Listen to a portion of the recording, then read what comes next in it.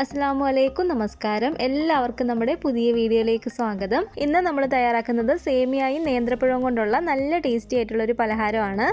സിമ്പിളായിട്ട് നമുക്ക് ചെയ്തെടുക്കാൻ പറ്റുന്ന ഒരു റെസിപ്പിയാണ്. അപ്പോൾ നമുക്കത് എങ്ങനെയാണ് ഉണ്ടാക്കുന്നതെന്ന് ഒന്ന് നോക്കാം.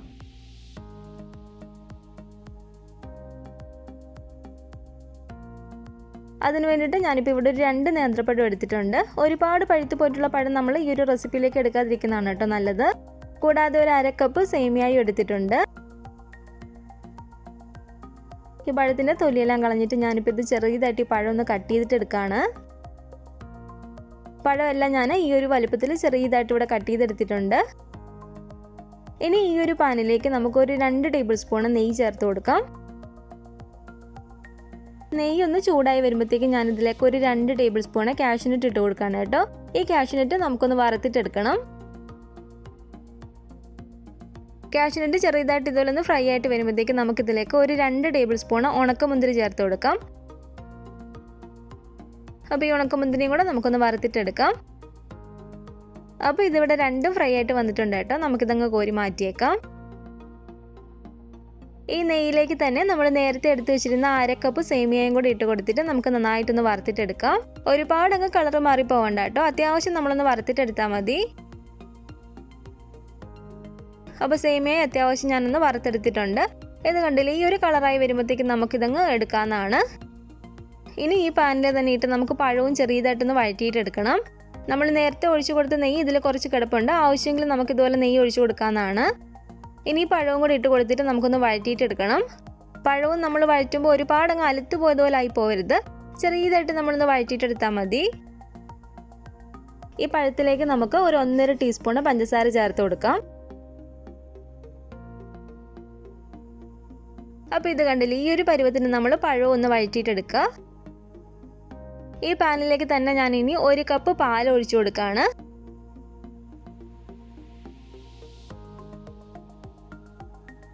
ഈ പാൽ ഇതുപോലെ നന്നായിട്ടൊന്ന് ചൂടായി വരുമ്പോഴത്തേക്ക് നമ്മൾ എടുത്തു വെച്ചിരുന്ന സേമിയ ഇതിലേക്ക് ഇട്ട് കൊടുത്തിട്ടൊന്ന് വേവിച്ചിട്ടെടുക്കണം. സേമിയ നമ്മൾ ഇതിലേക്ക് ഇട്ട് കൊടുക്കുമ്പോൾ നമ്മളിത് ഒരുപാടങ്ങ് സേമിയ വേവിച്ചിട്ടെടുക്കരുത്. ഒരു 1/4 ഭാഗത്തോളം നമുക്ക് സേമിയ ഒന്ന് വെന്ത് കിട്ടിയാൽ മതി. അപ്പോൾ ഇതൊരു 1/4 ഭാഗത്തോളം നമുക്ക് പെട്ടെന്നൊന്ന് കുക്കായി കിട്ടാൻ വേണ്ടിയിട്ട് തീ കുറച്ചിടാതെ ഒരു മീഡിയം ഫ്ലെയിമിലും ഹൈ ഫ്ലെയിമിലും വെച്ചിട്ട് പെട്ടെന്ന് തന്നെ നമുക്കിതൊന്ന് കുറുക്കിയിട്ടെടുക്കാം. അപ്പോൾ ഒരുപാടങ്ങ് വെന്ത് പോവാതെ ഒരു 1/4 ഭാഗത്തോളം നമുക്കതങ്ങ് വെന്ത് കിട്ടത്തുള്ളൂ. ഈ സേമിയയിലേക്ക് നമുക്ക് ഒരു 1.5 ടീസ്പൂണോളം പഞ്ചസാര ചേർത്ത് കൊടുക്കാം. ഈ ഒരു സമയത്ത് ഇതിലേക്ക് കുറച്ച് നെയ്യ് നമ്മൾ ചേർത്ത് കൊടുക്കുകയാണെങ്കിൽ ആ സേമിയ ഒരുപാടതങ്ങ് ഒട്ടിപ്പിടിക്കത്തില്ല. അപ്പോൾ ഇതുപോലെ ഒരുപാടതങ്ങ് വെന്ത് പോവാതെ പെട്ടെന്ന് തന്നെ നമ്മളിതൊന്ന് കുറുക്കിയിട്ടെടുക്കുക. ഈ ഒരു മിക്സിയുടെ ജാറിലേക്ക് നമുക്കൊരു 5 മുട്ട പൊട്ടിച്ചൂറ്റി കൊടുക്കാം. ഞാനിപ്പോൾ ഇവിടെ എടുത്തിരിക്കുന്ന അത്യാവശ്യം വലിയ നേന്ത്രപ്പഴമൊക്കെ ആയതുകൊണ്ടാണ് കേട്ടോ 5 മുട്ട വരെ എടുത്തിരിക്കുന്നത്. അപ്പോൾ ചെറിയ നേന്ത്രപ്പഴമൊക്കെ ആണെങ്കിൽ നമ്മളൊരു 4 മുട്ട വരെയൊക്കെ ചേർത്ത് കൊടുത്താൽ മതി. ഒരു 5 ഏലക്കയുടെ കുരുവാണിത്, അതും കൂടെ ഞാനിതിലേക്ക് ചേർത്ത് കൊടുക്കുകയാണ്. ഏലക്ക നമ്മളിതിലേക്ക് ചേർത്ത് കൊടുക്കുമ്പോൾ ആ ഒരു മുട്ടയുടെ ഒരു സ്മെല്ലും നമുക്ക് മാറി കിട്ടും. ഇതിന് പകരം ഏലക്ക പൊടിയായിട്ട് വേണമെങ്കിലും ചേർത്ത് കൊടുക്കാം കേട്ടോ. നമ്മുടെ മധുരത്തിന് ആവശ്യമായിട്ടുള്ള പഞ്ചസാര ചേർത്ത് കൊടുക്കാം.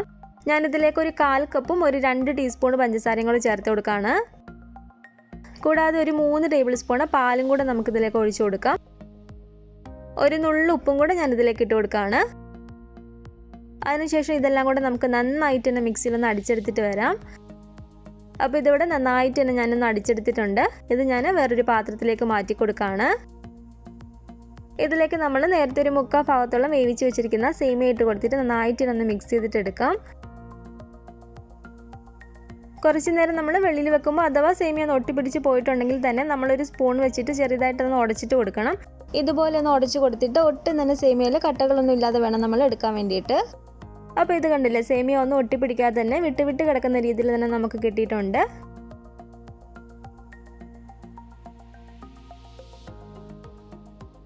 ഇനി ഇതിലേക്ക് നമ്മൾ നേരത്തെ വഴറ്റി വെച്ചിരിക്കുന്ന ഈ പഴവും കൂടെ ചേർത്ത് കൊടുക്കാം. കൂടാതെ നമ്മൾ ഫ്രൈ ചെയ്ത് വെച്ചിരിക്കുന്ന കാഷ്യൂനട്ടും ഉണക്കമുന്തിരിയിലും കുറച്ച് ഞാനിപ്പോൾ ഇതിലേക്ക് ചേർത്ത് കൊടുക്കുകയാണ്. കുറച്ച് നമുക്ക് മാറ്റി വെക്കാം ലാസ്റ്റ് ഇതിൻ്റെ മുകളിലേക്ക് ഇട്ട് കൊടുക്കാൻ വേണ്ടിയിട്ട്.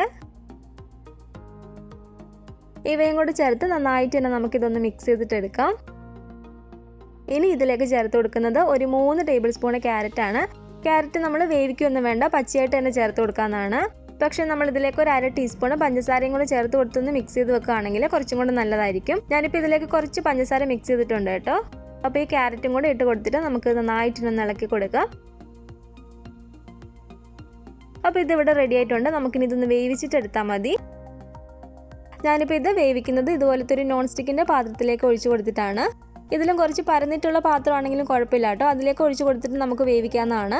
സ്നാക്സിന് കുറച്ച് കട്ടി കാണത്തില്ലെന്നേ ഉള്ളൂ, കട്ടി കുറഞ്ഞായിരിക്കും നമുക്ക് കിട്ടുക. നമ്മൾ കുക്ക് ചെയ്തിട്ട് എടുക്കുമ്പോൾ ഈ സ്നാക്സിൻ്റെ അടിവെച്ച് ഒട്ടും കരിഞ്ഞു പോകാതിരിക്കാൻ വേണ്ടിയിട്ട് ഇതുപോലെ ഒരു ഫ്രൈ പാൻ അടി വെച്ച് കൊടുത്തിട്ട് വേണം നമ്മൾ ഈ ഒരു പാന് മുകളിൽ വെച്ച് കൊടുക്കാൻ വേണ്ടിയിട്ട്.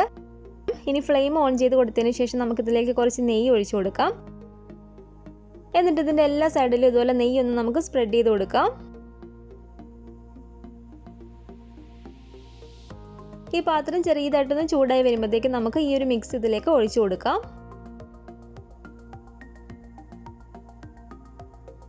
എന്നിട്ട് ഈ മുകൾ വശം നമുക്ക് കറക്റ്റ് ഇതുപോലെ ഒരു സ്പൂൺ വെച്ചിട്ടൊന്ന് ലെവലാക്കി കൊടുക്കാം. നമ്മളിത് ലോ ഫ്ലെയിമിൽ ഇട്ട് കൊടുത്തിട്ട് വേണം കേട്ടോ കുക്ക് ചെയ്യാൻ വേണ്ടിയിട്ട്. തീ ഒരിക്കലും കൂട്ടിയിട്ട് കൊടുക്കരുത്, അടിയങ്ങ് കരിഞ്ഞു പോകും. അപ്പോൾ ഇനി നമുക്ക് ഈ മൂടി വെച്ച് അടച്ചു കൊടുത്തിട്ട് ഇതൊന്ന് കുക്ക് ചെയ്തിട്ട് എടുക്കാം. ഇതിൻ്റെ ഒരു കുക്കിംഗ് ടൈം എന്ന് പറയുന്നത് ഒരു 35 to 40 മിനിറ്റ് ആണ്. പരന്നിട്ടുള്ള പാത്രത്തിലാണ് ഇത് ഒഴിച്ചു കൊടുത്ത് കുക്ക് ചെയ്യുന്നതെങ്കിൽ വെന്ത് വരാനൊരു 40 മിനിറ്റിനൊന്നും ചിലപ്പോൾ ആവശ്യം വരില്ല. ഒരു 10 മിനിറ്റ് കഴിയുമ്പോഴത്തേക്ക് ഇതുപോലെ തുറന്നു കൊടുത്തിട്ട് നമുക്കിതിൻ്റെ മുകളിലേക്ക് ബാക്കിയുള്ള കാഷ്യൂനട്ടും ഉണക്കമുന്തിരിയും കൊണ്ട് ഇതുപോലെ വെച്ച് കൊടുക്കാം. 10 മിനിറ്റിന് ശേഷം ഇതുപോലെ വെച്ച് കൊടുത്താൽ മതി കേട്ടോ, അല്ലെങ്കിൽ ചിലപ്പോൾ അതങ്ങ് താന്നു പോവും. ഇനി മൂടി വെച്ച് അടച്ചു കൊടുത്തിട്ട് നന്നായിട്ട് തന്നെ നമുക്കൊന്ന് കുക്ക് ചെയ്തിട്ട് എടുക്കാം. ഇതിവിടെ ഒരു 40 മിനിറ്റ് ആയിട്ടുണ്ട്. ഞാൻ ഈ മൂടി തുറന്ന് നോക്കുകയാണ്. ഇതുപോലെ ഒരു സ്റ്റിക്ക് ഉപയോഗിച്ചോ അല്ലെങ്കിൽ ഒരു കത്തി ഉപയോഗിച്ചോ നമുക്ക് ഇതുപോലെ ഒന്ന് കുത്തി നോക്കാം. അകം നന്നായിട്ട് തന്നെ വെന്ത് വന്നിട്ടുണ്ട്. സ്റ്റിക്ക് ഇവിടെ നല്ല ക്ലീൻ ആയിട്ടാണ് നമുക്ക് കിട്ടിയിരിക്കുന്നത്. സൈഡിൽ നിന്നൊക്കെ ഇതുപോലെ നന്നായിട്ട് നമുക്ക് വിട്ടുവരും. ഇനി ഇതിൻ്റെ ഈ മുകൾ ഭാഗം കൂടെ നമുക്ക് ചെറിയതായിട്ടൊന്ന് മൊരിഞ്ഞ് കിട്ടാൻ വേണ്ടിയിട്ട് ഇതുപോലെ ഒരു പാനിലേക്ക് മറിച്ചിട്ട് കൊടുത്തിട്ട് നമുക്കൊന്ന് കുക്ക് ചെയ്തിട്ടെടുക്കാം. ഈ ഒരു പാനിൽ ഞാൻ കുറച്ച് നെയ്യ് തൂത്ത് കൊടുത്തിട്ടുണ്ടായിരുന്നു കേട്ടോ. അപ്പോൾ ആ മുകൾ വെച്ച് നമ്മൾ ഒരുപാട് നേരം ഒന്നും കുക്ക് ചെയ്യേണ്ട, ഒരു 3-4 മിനിറ്റ് ഒന്ന് കുക്ക് ചെയ്തിട്ട് എടുത്താൽ മതി. അപ്പോൾ ഇതൊരു 4 മിനിറ്റ് കഴിഞ്ഞിട്ടുണ്ട് കേട്ടോ. നമുക്കിനി ഫ്ലെയിം ഓഫ് ചെയ്ത് കൊടുത്തതിന് ശേഷം വേറൊരു പ്ലേറ്റിലേക്ക് മാറ്റി കൊടുക്കാം. അപ്പോൾ നമ്മുടെ സേമിയ നേന്ത്രപ്പഴം കൊണ്ടുള്ള പോള ഇവിടെ റെഡി ആയിട്ടുണ്ട്. കാണാനുള്ള ചെറിയൊരു ഭംഗിക്ക് വേണ്ടിയിട്ട് ഇതിൻ്റെ സെൻറ്ററിലായിട്ട് ഞാൻ കുറച്ച് പിസ്താപ്പൊടി ഇതുപോലെ വിതറി കൊടുക്കുകയാണ് കേട്ടോ. അപ്പോൾ ഇത് നിങ്ങളിൽ ഉണ്ടെങ്കിൽ പൊടിച്ചിട്ടൊന്ന് ഇട്ട് കൊടുത്താൽ മതി, ഇല്ലെങ്കിൽ ഒരു കുഴപ്പമില്ല. ഞാനിത് ഫോട്ടോയിൽ കാണാനുള്ള ഒരു ഭംഗിക്ക് വേണ്ടി ചെയ്ത് കൊടുത്തെന്ന് മാത്രമേ ഉള്ളൂ. ചെറിയതായിട്ട് ഇതിനൊന്ന് ചൂടാറി വന്നതിന് ശേഷം നമുക്കിതൊന്ന് മുറിച്ച് നോക്കാം. അപ്പോൾ കണ്ടില്ല, നല്ല അടിപൊളിയായിട്ട് തന്നെ നമ്മുടെ ഒരു പലഹാരം ഇവിടെ കിട്ടിയിട്ടുണ്ട്. അപ്പോൾ സേമിയയും നേന്ത്രപ്പഴവും വെച്ചിട്ട് നിങ്ങൾ ഇങ്ങനെ ഒരു പോള ഉണ്ടാക്കി നോക്കിയിട്ടില്ലെങ്കിൽ തീർച്ചയായിട്ടും ഒന്ന് ട്രൈ ചെയ്ത് നോക്കുക. ഉണ്ടാക്കി നോക്കിയിട്ട് നിങ്ങളുടെ അഭിപ്രായങ്ങളൊക്കെ മറക്കാതെ തന്നെ അറിയിക്കണേ. കൂടാതെ പുതിയതായിട്ട് നമ്മുടെ ഈ ചാനൽ ആരെങ്കിലും കാണുന്നുണ്ടെങ്കിൽ താഴെ കാണുന്ന റെഡ് സബ്സ്ക്രൈബ് ബട്ടണും കൂടെ ഒന്ന് പ്രസ് ചെയ്ത് സപ്പോർട്ട് ചെയ്യണേ. കൂട്ടത്തിലാണ് കാണുന്ന ബെൽ ഐക്കണും കൂടെ ഒന്ന് ക്ലിക്ക് ചെയ്ത് ഓൾ എന്ന ഓപ്ഷൻ തന്നെ കൊടുക്കുകയാണെങ്കിൽ ഞാനിടുന്ന എല്ലാ റെസിപ്പികളും നിങ്ങൾക്ക് നോട്ടിഫിക്കേഷൻ ആയിട്ട് കിട്ടുന്നതായിരിക്കും. ഇൻഷാ അല്ലാഹ് വീണ്ടും നമുക്ക് നല്ലൊരു വിഭവമായിട്ട് കാണാം.